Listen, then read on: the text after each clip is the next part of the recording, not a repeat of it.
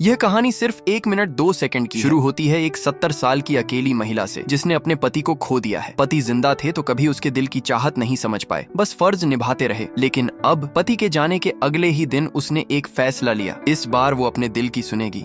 उसने एक ऐप से एक जवान और हैंडसम लड़के को बुलाया, सिर्फ अपने दिल की खालीपन को भरने के लिए। उधर लड़का जब ऑर्डर देखता है तो चौंक जाता है। इतनी उम्र की महिला, वो रुक जाता है। लेकिन तभी उसकी नजर ऑर्डर की राशि पर पड़ती है, डबल पेमेंट। वो सोचता है शायद ये सिर्फ पैसे की बात नहीं, किसी की सच्ची जरूरत है। वो तैयार होता है और निकल पड़ता है उस पते की ओर। इधर आईने के सामने खड़ी वो महिला मुस्कुराती है। अब वक्त है एक बार फिर खुद से प्यार करने का। उसके दिल में अचानक एक अनकही हलचल उठी, जैसे यौवन फिर लौट आया हो। वो जल्दी जल्दी आईने के सामने जाकर खुद को संवारने लगी, मानो किसी खास मेहमान का इंतजार हो। जैसे ही डोरबेल बजी, उसका दिल जोर जोर से धड़कने लगा। दरवाजे के छेद से झांकते ही उसने देखा एक जवान हैंडसम लड़का, चमकता हुआ चेहरा और आत्मविश्वास से भरी मुस्कान। वो था जैक, एक 20 साल का नौजवान जिसकी सांवली त्वचा और मजबूत काया से एक प्राकृतिक आकर्षण झलक रहा था। महिला के गाल लाल हो गए। वो खुद को जैसे पहले प्यार के द्वार में महसूस करने लगी। पर उसे हैरानी तब हुई जब जैक ने उसकी उम्र को लेकर कोई परवाह नहीं की,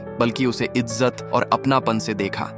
धीरे धीरे दोनों के बीच की झिझक मिटने लगी। जैक ने मुस्कुराते हुए कहा, जिंदगी का हर पल खास होता है, इसे महसूस करो। उसकी ये बात सुनकर महिला का चेहरा खिल उठा। वो पहली बार इतने सालों बाद खुद को जिंदा महसूस कर रही थी। कमरे में अब एक गर्मजोशी भरा सुकून था। जहां उम्र की दीवारें गिर चुकी थीं, बस बचा था एक दिल जो फिर से धड़कना सीख रहा था।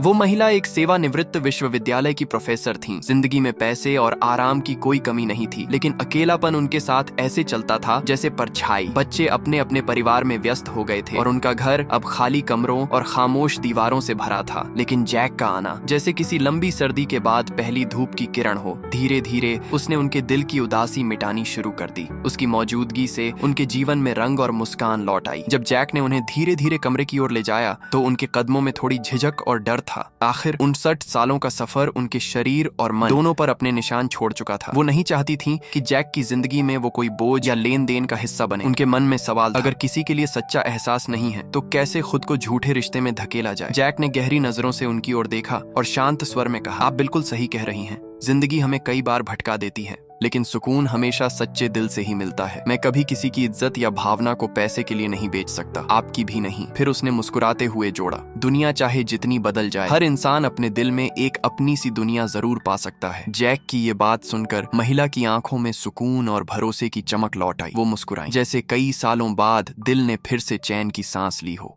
जैसे ही जैक ने उसे धीरे से अपनी बाहों में खींचा, दोनों के बीच की दूरी इतनी कम रह गई कि वे एक दूसरे की धड़कनों को महसूस कर सकते थे। उसने जैक की ओर देखा, गोरी त्वचा, मजबूत कदकाठी और चेहरे पर आत्मविश्वास झलकता हुआ। उस पल उसके दिल में अनजानी हलचल उठी, मानो समय वहीं ठहर गया हो और वह फिर से अपनी जवानी के उन भूले पलों को जीने लगा हो। जैक की पेशेवर नजाकत और उसका कोमल व्यवहार जैसे किसी चाबी की तरह था, जिसने उसके दिल के बंद दरवाजे फिर से खोल दिए थे। इस मीठे एहसास ने उसे भीतर तक छू लिया। वह चाहता था कि हर दिन जैक से मुलाकात हो, ताकि इस खूबसूरत जुड़ाव की कहानी आगे बढ़ती रहे। अगले दिन उसने फिर से जैक को मिलने का न्योता दिया। इस बार उसके चेहरे पर न कोई झिझक थी, न कोई औपचारिकता, बस एक पुराने दोस्त से मिलने की सहज खुशी। दोनों साथ बैठे, शराब पी और जिंदगी की बातों में खो गए। वह मुस्कुराते हुए बोला, मुझे याद नहीं आखिरी बार मैंने इतनी सच्ची खुशी कब महसूस की, शायद 30 साल पहले। फिर उसने बड़ी सावधानी से अपनी डायरी खोली। उसमें उसने उन चीजों की एक लंबी सूची बनाई जो वह वर्षों से सीखना या अनुभव करना चाहता था। एक विश्वविद्यालय के प्रोफेसर होने के नाते उसकी आदत थी हर चीज को गंभीरता से लेने की। इसलिए उस सूची की हर एक पंक्ति में उसकी वही लगन झलक रही थी, नए अनुभवों को अपनाने की,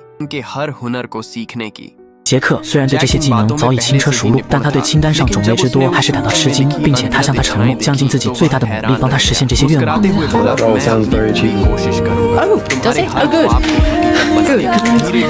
I have no preference. 接下来的时光里，他全身心投入到每一个环节中，体验着前所未有的自由和释放。正当一切似乎都在顺利进行时，女儿的一通突如其来的电话，这让他瞬间感到从云端坠落。他赶紧躲进洗手间，努力平复情绪。当他走出来时，那份原有的从容不复存在，取而代之的是对维护慈母形象的深切忧虑。他试图让杰克终止服务，但正如箭在弦上，来有不发的道理。为了缓解他的紧张情绪，于是杰克放起了音乐，随着音乐的节奏舞动起来。他那轻盈而灵动的舞步立刻吸引了女人的注意，他也不由自主地加入了节奏摇摆，逐渐放下心中的负担，重拾了快乐和自由。考虑到女人的年龄，杰克还特意为她做了按摩，以防体力不支。Can I ask you to do something for me? Would you mind taking your shirt off? Sure. Okay.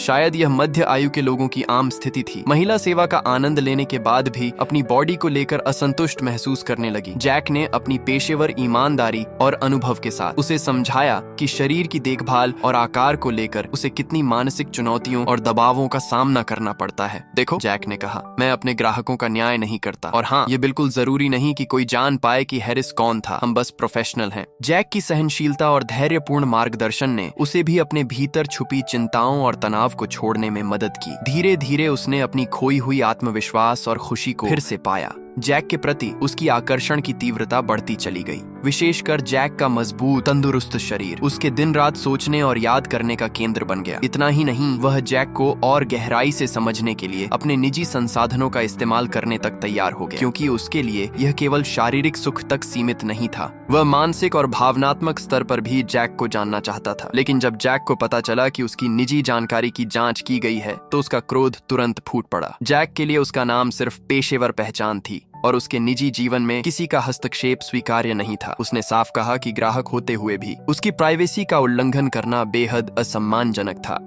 उसका क्रोध मानो उफान मारती लहरों की तरह था, जिसे शांत कर पाना नामुमकिन सा लग रहा था। एक तीव्र झगड़े के बाद उसने गुस्से में दरवाजा जोर से बंद कर दिया। दरवाजे की उस गूंजती आवाज ने उनके रिश्ते की नाजुकता को और भी स्पष्ट कर दिया। फिर भी महिला का दृढ़ प्रयास जैसे हल्की बारिश की बूंदों की तरह शीतलता में भी जीवन की तलाश करता रहा। कुछ दिनों बाद उसने जैक को फिर से मिलने का न्योता दिया, लेकिन इस बार स्थान एक औपचारिक जगह था, पहले जैसे लेन देन वाले होटल से बिल्कुल अलग। वह इस बार एक सम्मानित शिक्षक के रूप में प्रकट हुआ। मजबूत आत्मविश्वास और गंभीर दृष्टि के साथ उसने सीधे अपने पहले किए गए व्यवहार के लिए माफी मांगी, लेकिन अनजाने में वह अपने ही छात्र से टकरा गया। यह आकस्मिक मुलाकात उसकी पुरानी यादों को ताजा कर गई। महिला, जो एक सख्त और पारंपरिक शिक्षक थी, कभी किसी छात्र की अनुचित पोशाक पर उसे डांट चुकी थी। उसने कहा, अगर हम प्रोवोकेटिव दिखेंगे तो हमें कम सम्मान मिलेगा। उस समय नियंत्रण खो चुका छात्र मैसन बोला, अगर हम उतना ही समय पढ़ाई में लगाते जितना बाल संवारने में, तो हम सब कहीं बेहतर होते। महिला ने मुस्कुराते हुए कहा, हाँ, मैं अब भी उस बात पर कायम हूँ, हमेशा इसे याद रखना। फिर उन्होंने उसकी सहजता को बढ़ाते हुए उसे समझाया,